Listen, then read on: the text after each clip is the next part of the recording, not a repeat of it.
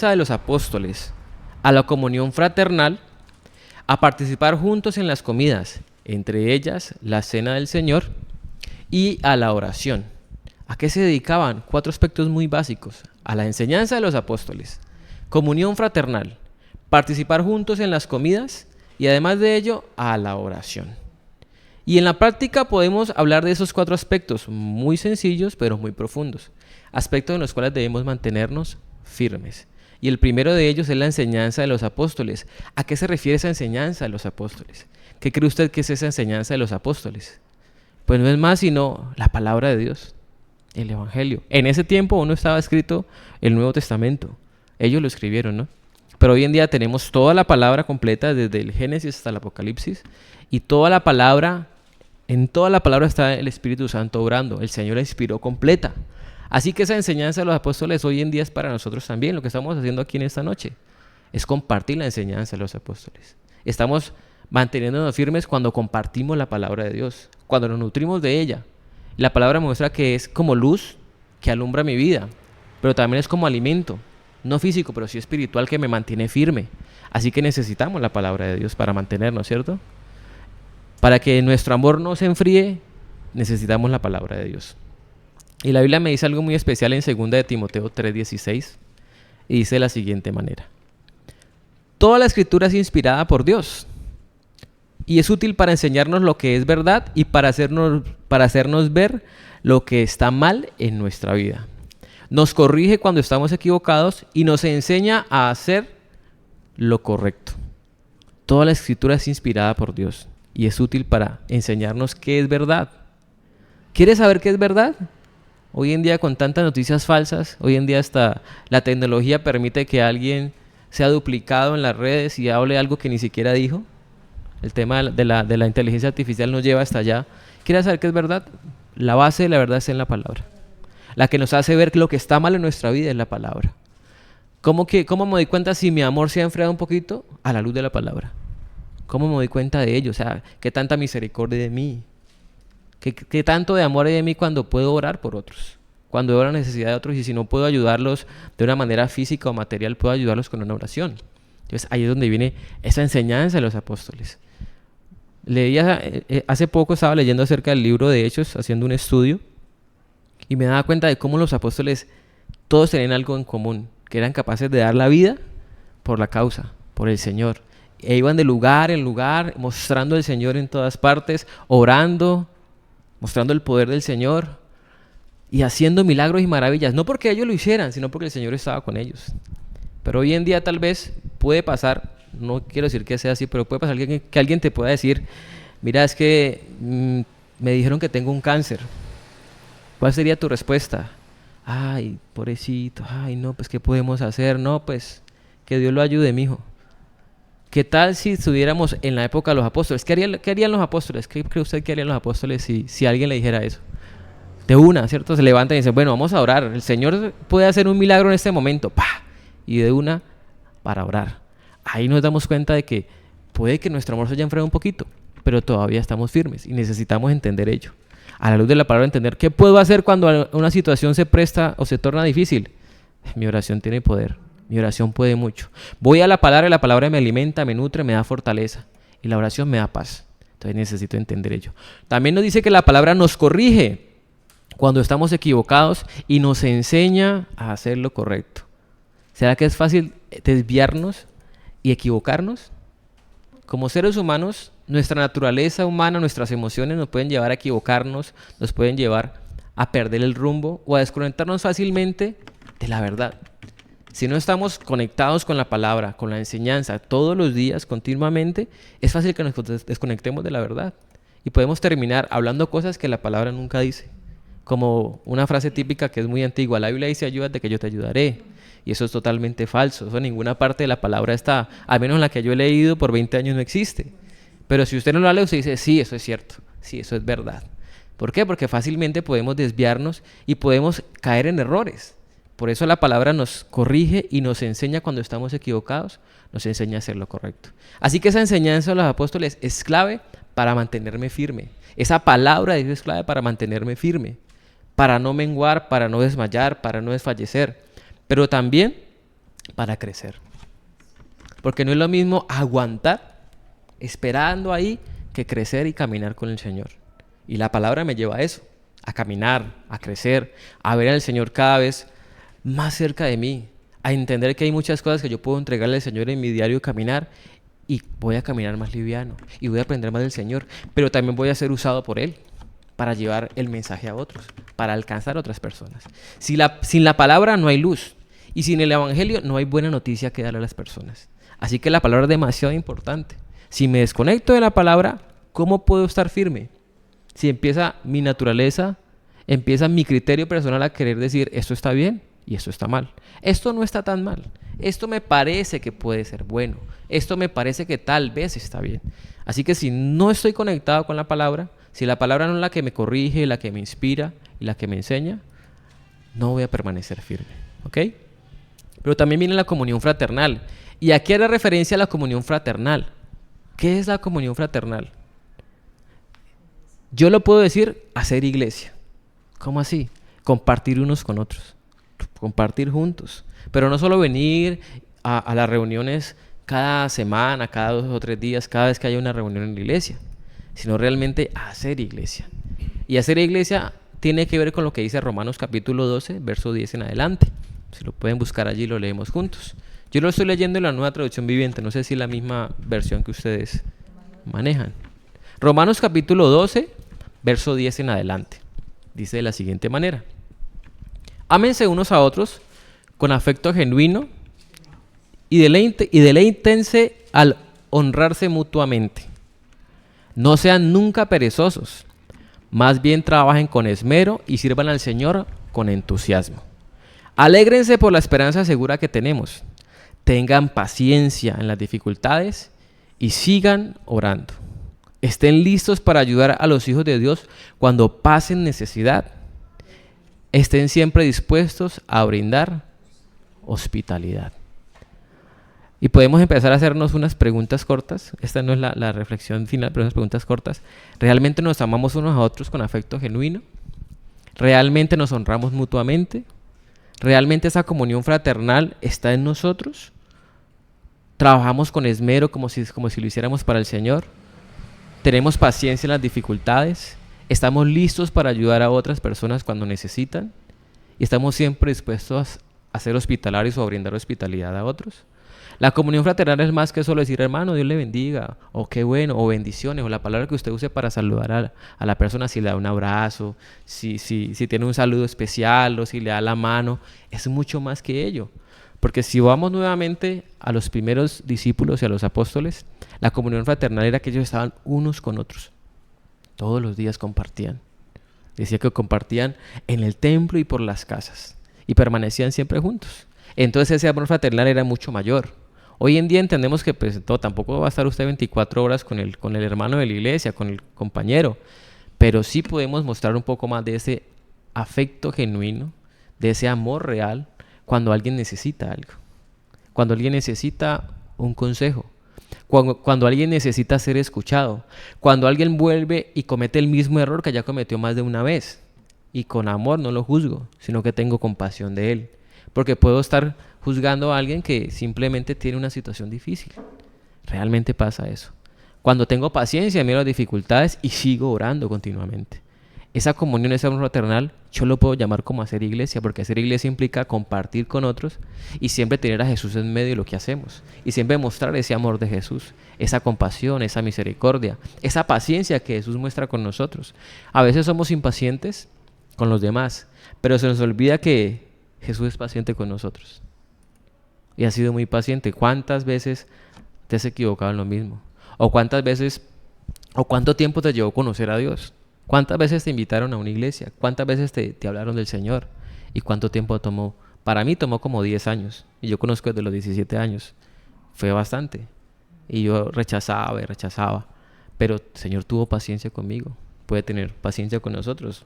Más de 10 años y todavía que lo conozco hace tanto tiempo, ha tenido paciencia conmigo en cada momento. Cuando he sido necio, cuando he sido perezoso, cuando he sido testarudo, cuando no he querido ayudar a otros, el Señor ha tenido paciencia. Así que tenemos la la imagen de Dios para tener paciencia con otros. Y ahí viene esa comunión fraternal, apoyarnos unos a otros, hacer iglesia, mostrar el amor unos a otros, mostrar compasión, ayudar al hermano que tiene una necesidad, orar por él cuando necesita, estar dispuesto a ser hospitalarios con las personas.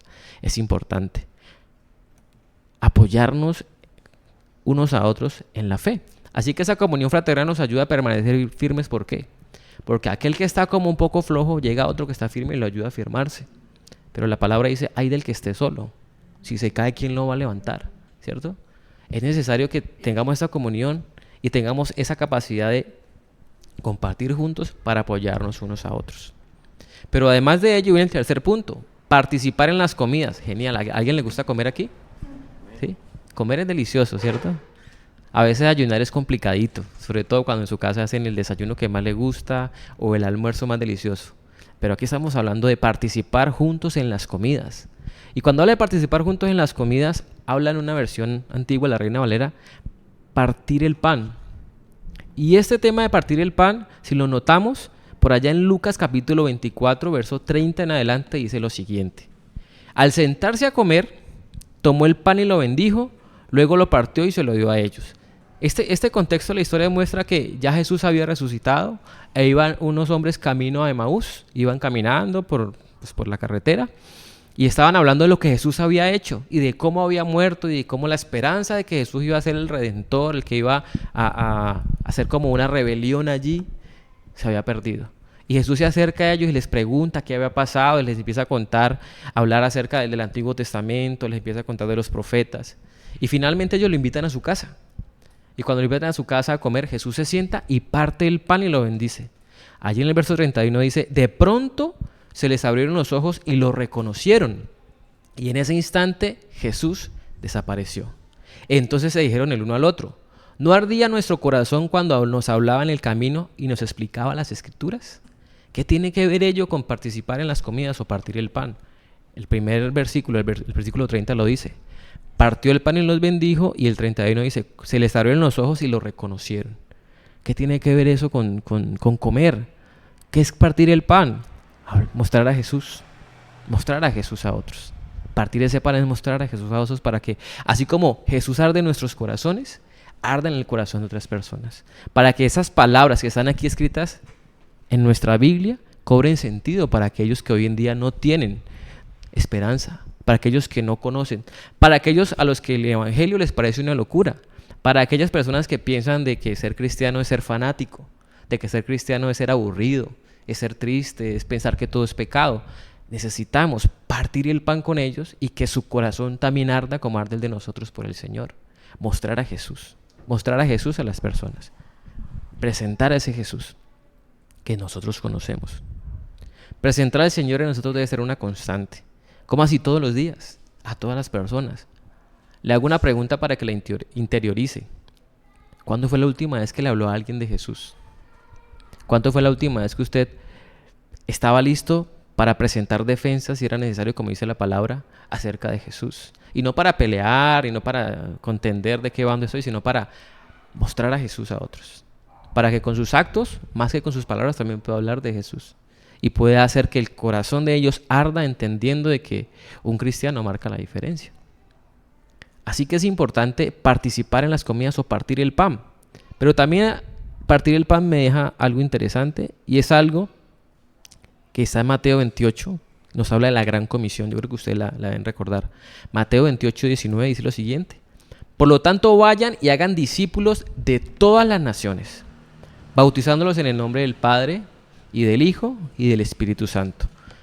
Viene y nos dice aquí, enseñen a los nuevos discípulos a obedecer todos los mandatos que les he dado.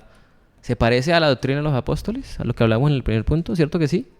Pero además dice, y tengan por seguro esto, que estoy con ustedes siempre hasta el fin de los tiempos.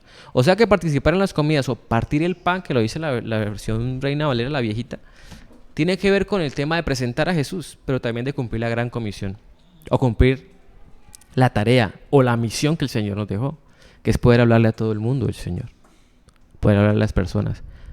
Y habrán contextos para hablar abiertamente, habrán contextos que no, pero si usted es un cristiano que permanece firme, habrá oportunidad para hablarle a otros. Ahora, el Señor colocará el momento, el Señor colocará las circunstancias y el Señor colocará todo lo necesario para que otras personas lo conozcan del Señor a través de usted y otras personas escuchen ese mensaje que trae salvación, que trae libertad, que trae una vida nueva, una vida eterna. Así de importante es ese tema, participar juntos, enseñar la verdad, ser luz a otros, mostrar lo que tenemos. Esa sociedad que en este mundo está, o en esta etapa de este mundo está tan deseosa por conocer. Tenemos a un clic de distancia todo. Buscamos en internet y encontramos información que hasta no estamos buscando. La gente quiere conocer. Lastimosamente, como faltan personas dispuestas a presentar la verdad, la gente conoce muchas cosas extrañas, muchas cosas sin sentido, teorías que uno dice, ¿de dónde sacan tantas cosas? Pero hoy en día pasa ello. Y la gente tan deseosa de conocer y con tanta ganas de experimentar lo desconocido, necesita conocer al Señor. Al que realmente no conoce, aunque lo hable de boca para afuera, diciendo, yo creo en Dios, yo sé quién es Dios. Y se acerca una temporada que es Semana Santa, donde muchos desempolvan la Biblia y desempolvan su fe para recordar quién es el Señor. Pero pasa la semana y vuelven y guardan la Biblia y vuelven y guardan la fe. Hasta otra temporada que es Navidad, donde vuelven y la abren. Entonces no es así. Es poder presentar a Jesús en todo momento. Y usted y yo que conocemos al Señor, usted y yo que somos luz, mostremos esa luz a otros. Eso nos ayuda a permanecer firmes. Cuando hablamos a otras personas, cuando mostramos a Jesús, nos ayuda a estar firmes. ¿Por qué? Porque hemos estado conectados con Él a través de la palabra, de la enseñanza, de la doctrina, y porque compartirlo hace que otros también lo conozcan a Él. ¿Ok? Y finalmente el cuarto aspecto tiene que ver con la oración. ¿Por qué la oración? ¿Será que es importante la oración? ¿Será que podemos tener una vida cristiana, yo la llamaría normal, sin la oración? ¿Cierto que no? Si no hay oración es como que la cosa está a la mitad. Si leo la Biblia pero no tengo oración, como que me desayuné pero no me cepillé. Como que me comí la mitad de la comida y la otra no. Como que no está bien hecho, no sé, como que le falta algo. Porque los dos van de la mano. Y esa oración es muy importante. ¿Y oración por qué? Oración unos por otros. Oración por las circunstancias, oración también y adoración a Dios, que es tan importante. Y Filipenses 4, 6 y 7 es un texto que me encanta, me gusta muchísimo, y dice lo siguiente: no se preocupen por nada. ¿Hay alguien que esté preocupado en esta noche? La palabra me dice, no se preocupe por nada, pero además dice, en cambio, oren por todo. ¿Cómo así que ore por todo? Sí, si le duele una muela, ore. Si le duele la cabeza esta mañana, ore. Si está triste, ore. Si está alegre, ore. No se preocupe por nada. ¿Qué va a pasar si de pronto mañana no sé si tengo para comer o para pagar los servicios? Ore. El Señor sabrá cómo te da la respuesta. Pero además de ello, dice, se me perdió. Díganle a Dios lo que necesitan. ¿Usted le dice a Dios lo que necesita? Abre su boca. La palabra nos enseña que el Señor conoce lo que necesitamos antes de pedirle. Pero el Señor, como buen padre, le gusta escuchar a sus hijos. Y le gusta que le digan que necesitan. Y además dice, denle gracias a Dios por todo lo que Él ha hecho. Y dar gracias no es adorarlo. Y dar gracias no es por decir, Señor, gracias, y poder adorar, levantar las manos y confiar en que el Señor ha hecho cosas grandes y podrá seguirlas haciendo. Ahí estamos orando y adorando a nuestro Dios. Y el verso 7 dice, así experimentarán la paz de Dios que supera todo lo que podemos entender. En la versión Reina Valera dice que sobrepasa todo entendimiento. Y también dice aquí, la paz de Dios cuidará su corazón y su mente mientras vivan en Cristo Jesús. O sea que este texto me devuelve al texto central. ¿Cómo mantenerme firme? Orando por todo. Y esa paz de Dios me va a ayudar a mantenerme firme, a mantenerme conectado y a mantenerme en sintonía con Dios. Si no hay oración, no hay acción. Se pierde de vista. Si se pierde de vista la oración constante, se pierde de vista todo. Porque es necesario orar continuamente y sin pausas. Hay muchas cosas por qué orar.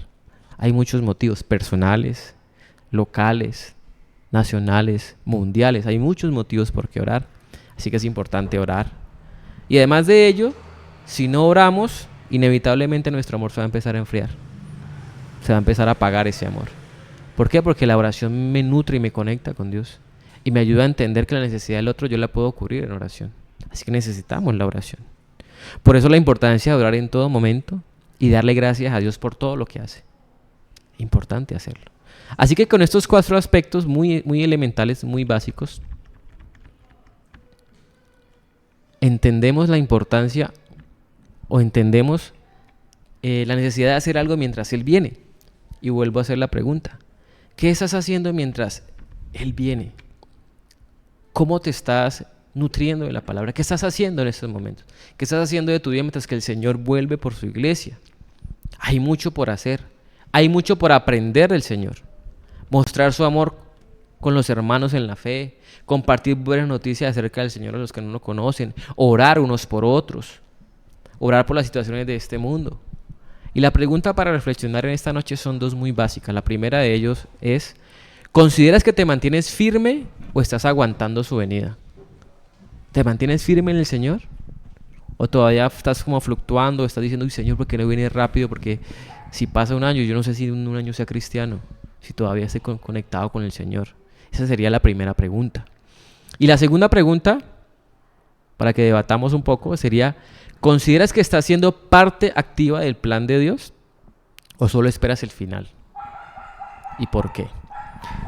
Así que a grosso modo, o básicamente, esto es la palabra que le pedí al Señor que pudiéramos hablar esta noche.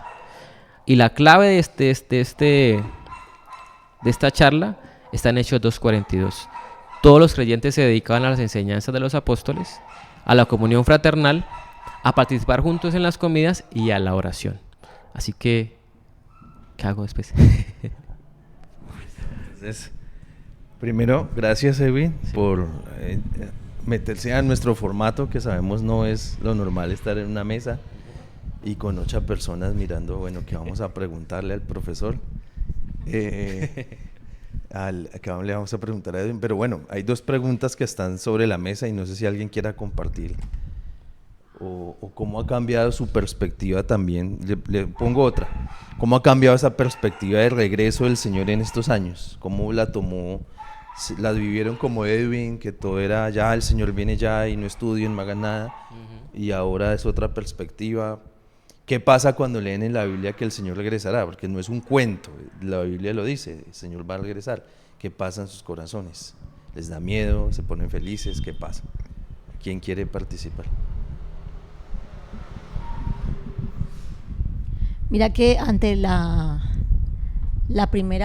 segunda pregunta, yo lo asocio a algo, y es que yo siempre quise conocer el mar cuando era una niña. Y era para mí genera ansiedad el hecho de saber cómo era el mar, porque lo había visto por televisión, por las películas, y pensaba, uy, la inmensidad, los colores, el movimiento, ¿será que el agua es salada? Realmente, como dice la gente. Y mientras que llegaba ese momento, pues mi actitud fue de alegría, de emoción, de pensarlo, de soñarlo, de pensar cómo iba a ser ese momento, y me deleitaba mientras que llegaba ese momento. Y así lo veo con el Señor. O sea, sé que es una realidad, sé que su venida es un hecho. No sabemos cuándo, no, dónde, a qué horas. Ojalá, pero no lo sabemos. Eso es como una sorpresa. Entonces lo veo desde la misma perspectiva como cuando quería conocer el mar. Me disfruto todas las temporadas que falte, pensando en que eso va a llegar, pero tengo la mejor actitud, la mejor disposición, de saber que, como cuando vas a un viaje como esos, vas preparada, ¿no? Protector solar, tus pintas, tus outfits, tu protector solar. Entonces también me concientizo de esa manera, me ejercito de esa manera, pensando que ese momento va a llegar y va a ser extraordinario, pero lo disfruto el día a día. Yo tuve una perspectiva. Cuando yo fui al seminario, me obligaron a tomar literatura apocalíptica. Y yo decía, no, yo no quiero esa materia. Y hasta hice un reclamo y me contaste, es que somos un seminario pobre, es la única lectiva que tenemos. Y listo, se acabó. No, y era porque de niño, pues yo me acuerdo de leer un libro, el de Luis M. Ortiz, del Movimiento Misionero Mundial. Y todo es claro y es un hecho y el rap y Entonces yo le tenía mucha pereza al tema.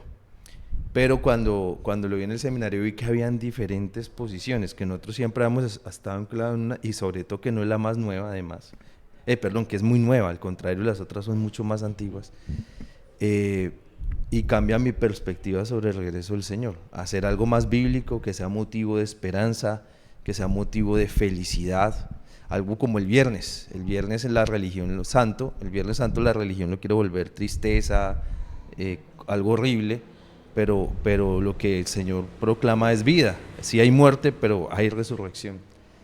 Y para mí cambió la perspectiva del Señor. Tanto así, yo no sé si sea tan extremo, que como pues yo no me gusta ver noticias, pues, pero entonces cuando veo yo digo, me acuerdo de Eclesiastés 1, que a propósito lo leímos hoy, no hay nada nuevo bajo el sol. Entonces los de 1300 que vieron guerras y pestes, uy, no, el Señor viene pronto, esto, nunca ha habido algo tan terrible. Y luego los de 1800 con Napoleón, y luego los de la Segunda Guerra, y luego nosotros, siempre ha habido algo malo y simplemente la humanidad. ¿Cuándo es? No lo sé, pero mi llamado, son dos llamados, a disfrutar, a esperar con alegría, pero también a estar en santidad. No en ese temor que nos inculcaron con el rapto de que, mijo, se quedó porque dijo un chiste, se quedó. No. Que no estaba santo. Y la canción de Marino, un cantante Antiguo. puertorriqueño. Cristo vino, Cristo y su iglesia. Y así con el... Bastante viejita. A las 5 de la mañana. ¿Quién no se levanta a orar? No, ya. Entonces, sí, pero sí con la expectativa, mi Señor viene. Porque eso es lo que Jesús dice, ¿no? Hay que estar preparados para su regreso. Y ese regreso es en ese camino de la santificación. Y bueno, y pues agradezco que nos compartas estas 4 evidencias del Nuevo Testamento de qué es lo que debemos hacer como iglesia. Sí, que la venida del Señor nos motive a compartir el Evangelio, a orar, a mantener verdadera comunión. ¿Vale? ¿Alguien más? Mientras estaba escuchando a Edwin y veía las preguntas, estaba pensando en un texto, ¿no? Ya al final estaba recogiendo todo y pensaba en la parábola del sembrador. ¿Y por qué pensaba ahorita en la parábola del sembrador? Pues por las 3 preguntas, ¿no? Con la que arrancas y con las que terminas. Y para pensar entonces, ¿qué hago mientras Él viene? ¿Consideras que si te mantienes firmes y estás aguantando su venida? ¿Consideras que estás siendo parte activa del plan de Dios o solo estás esperando un final? Y eso me lleva a pensar a mí, mirando la parábola del sembrador, es que yo quiero examinar mi corazón todos los días. ¿Por qué? Porque lo que marca una diferencia es lo que haga la palabra en mi vida. Entonces yo examino mi corazón mientras espero a Cristo. Y puedo pensar, los afanes de este mundo hacen que la palabra se ahogue y entonces yo definitivamente me opaco completamente de estar esperando en Cristo, ¿cierto? Que Él venga y me dejo llevar por los afanes. Hay días donde de pronto Satanás roba esa semilla y entonces no va a dar fruto. A veces mi vida está tan seca y tan árida que esa palabra no cae, ¿cierto? En donde tiene que caer, ¿cierto? Entonces sí le pido a Dios para que a la luz de la palabra, mientras Él viene, yo pueda examinar mi corazón y mantenerme siendo esa última tierra.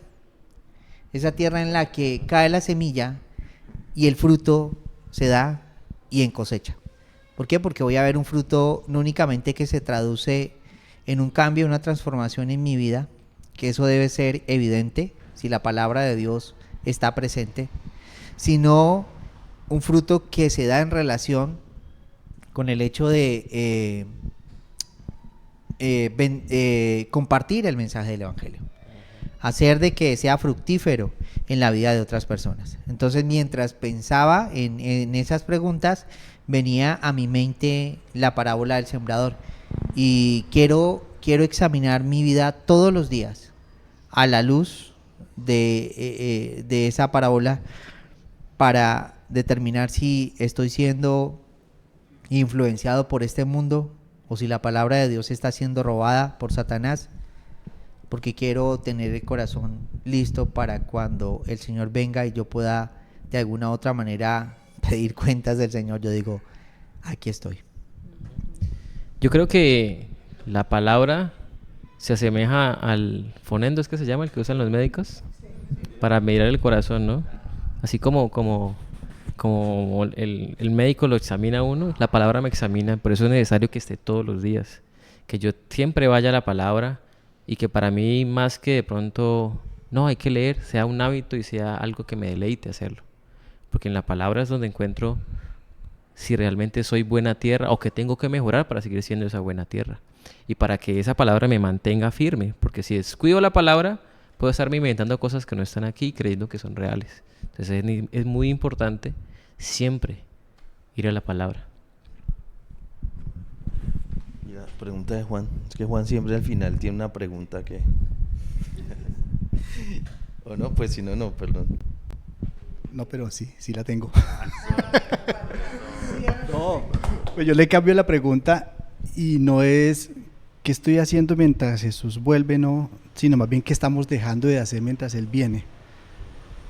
Porque, pues si uno siempre dice, sí, yo hago esto, yo hago lo otro, no sé qué, pero usted da, si está haciendo de verdad, o si estamos haciendo lo que Jesús está mandando, o qué nos está faltando por hacer más bien. Y yo pienso que de pronto con lo que no estamos cumpliendo o no cumplimos, en el caso mío, es como con el tema de hacer discipulado o de hacer más discípulos. Pienso que eso es como lo que más nos hace falta, ¿cierto? Entonces la pregunta mía más bien es esa, ¿qué es lo que estamos dejando de hacer? ¿O qué es lo que no estamos haciendo más bien? Porque el hecho, digamos, de congregarnos, de reunirnos en la iglesia es súper. Ahorita dijiste una lista ahí como de unas características acerca de orar por los demás, de algo más, hablaste de ética ahí, ¿cierto? Entonces, entonces también yo veo que bueno, puede que todos no tengamos todos los requisitos que tienes ahí, pero yo pienso que la idea de estar reunidos en una iglesia, que en últimas es una iglesia, todos reunidos, pero todos reunidos sí podemos cumplir los requisitos. Pues yo lo veo por experiencia en la iglesia, donde hay personas que tienen mucho corazón, otras personas que le demuestran amor a los demás, otras personas que saben mucho, ¿ya? Otras personas que se preocupan por los demás, y en la iglesia sí puede que todos no cumplamos los requisitos, pero sí todos reunidos, sí los podemos cumplir.